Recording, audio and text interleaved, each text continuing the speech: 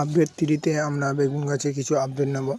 তো দেখো এইভাবে আমি প্যাকেট পরিয়ে রেখেছি যাতে পোকাতে আক্রান্ত না করতে পারে এবং বেগুনের কালার, থিকনেস এবং সাইজ সব কিছুই ভালো হয়। আর এই দিকে একটা আছে, এইটা অনেক পরে পড়েছি বলে দেখো কীরকম পোকাতে খেয়ে নিয়েছে। তো এটা এরকমই থাকবে। আর একটা আপডেট দেখাই, দেখো এটা কত বড় হয়েছে।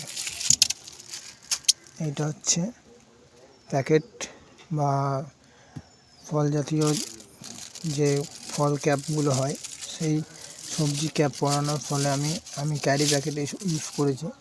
এখানে আছে বিনসুটি, এখানে লঙ্কা, লেবু, আর এটা আমি অলরেডি টান দিতে লেগেছি।